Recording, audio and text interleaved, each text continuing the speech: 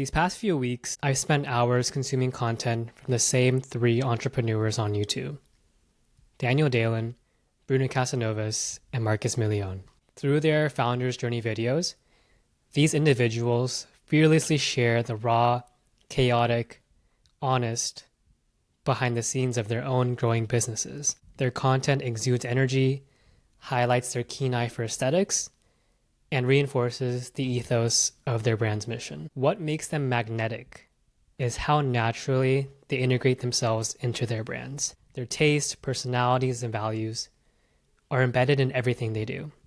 And you begin to understand, as the viewer, that these guys aren't just representing the brand, they are the brand. This is modern leverage. Those who have read the Almanac of Naval Ravikant will be familiar with the concept of leverage. Leverage is the ability to achieve a greater output with the same or less input. It's about working smarter, not harder, to achieve outsized returns. One particular part of his book focuses specifically on taking accountability. He writes, "Embrace accountability and take business risks under your own name. Society will reward you with responsibility, equity, and leverage." That's exactly what Daniel, Bruno, and Marcus have done. They have tied their identity to their product, growing both in parallel.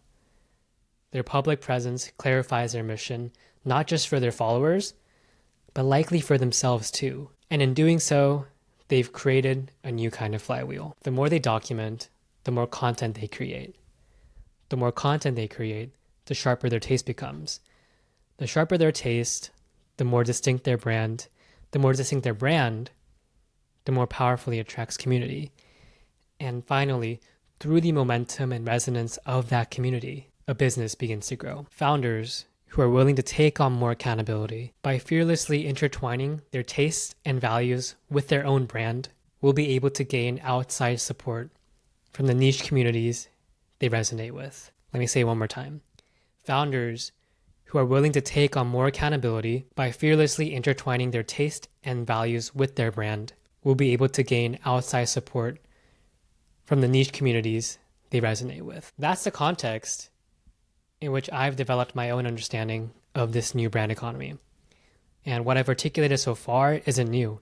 It's been said before numerous times by those within the creator space. But it's finally begun to click for me.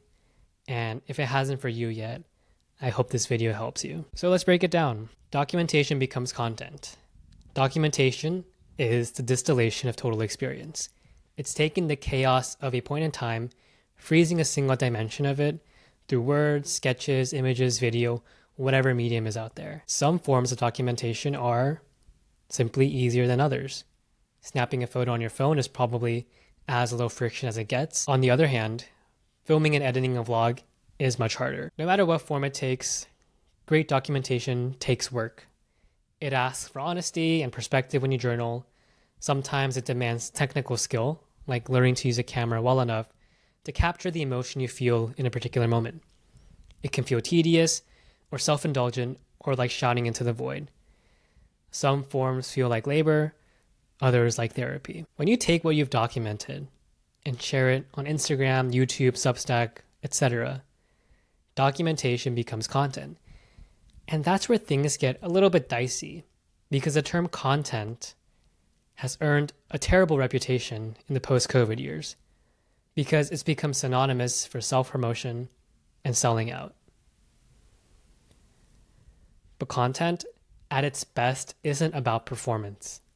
It's about connection through documentation. It's taking something personal and making it legible to others through distillation. It's saying, this is what I saw. This is how I felt. Do you see it too? I mean, if we all stop being so cynical about social media for just a moment, aren't the creators we love the most those who express their genuine selves online and not the ones chasing virality 24/7? Documentation is inherently built on authenticity because documentation is a reflection of hard work. To me, a meaningful life is one built around striving. Striving to learn more about yourself, striving to become kinder, striving to maximize your true potential. And so that's the type of stuff I want to document. And to be able to share this process via content, to connect with others with similar perspectives and goals, is I believe, one of the more magical things we have left in this world. Step 2, content becomes taste. The content that you share, what captures your eye, what sticks in your mind, and how you frame it, all of that adds up to something deeper, which is taste. Taste isn't just personal preference. It's the act of noticing, curating, and shaping your worldview in public. Just because you watch a lot of YouTube doesn't mean you can make great videos.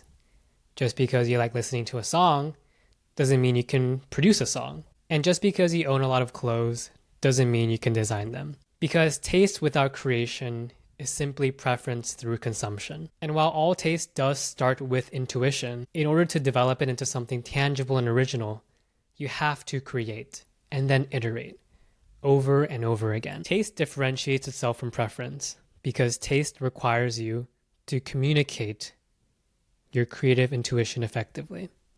And that's a muscle you can only build by trying, failing, refining, and trying again. What you see here are some screenshots from an interview that Rick Owens did, in which he emphasizes that same point. I'll link it down in the bio for those who are interested. Recently, elephant in the room, AI has made taste 1,000 times more important because the barrier to creating pretty much anything has fallen. Anyone can come up with a business idea and use tools like ChatGPT to write a business plan, generate a logo, spin up a website, and draft an ad copy, all in under 15 minutes. The friction is now gone, the tools are practically free, and the skill barriers have collapsed, which means that execution is no longer the bottleneck.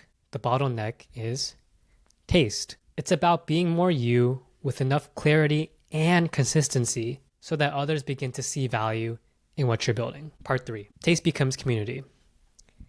As your taste solidifies, it attracts community with similar interests. People begin to gather around your content, not because you were the loudest or the sexiest or the most controversial, but because something about your taste feels familiar. When your taste is clear enough, when your brand reflects something people want to be a part of, when you have put enough of yourself out there for the world to judge, you no longer have to shout. People will show up, and the size of your crowd will be in direct proportion to how valuable your taste is. The harsh truth about building community is that people only show up if your taste is expressed in a way that engages them. This is where the somewhat ambiguous line between audience and community is drawn. If you push virality too hard, chasing trends and clicks, you might build a large audience, but it'll be a shallow group of people. On the other hand, if you focus on establishing real connection, you will, in turn, build a real community. But even if your intentions are pure, even if you're pouring your heart into the work, none of it matters if you can't communicate that energy clearly, consistently, and with emotion. Unless you learn how to transfer that spark to others, no one will see what you're building. Daniel, Bruno, Marcus, the 3 creators I mentioned at the start, they didn't set out to build communities. They set out to build a business. But by being radically open about their unique journey, their own decisions, their own anxieties, their own wins, they gave others something genuine to identify with. I have a screenshot of Pixar up here. Why do I have that? Well, Pixar's first rule of storytelling is that you admire a character more for trying than for their successes. Similarly, people are more gravitated toward those who are working toward a greater mission, rather than those who have already reached the top. When your brand reflects something that people care about, they join in. And through that, finally, community becomes business.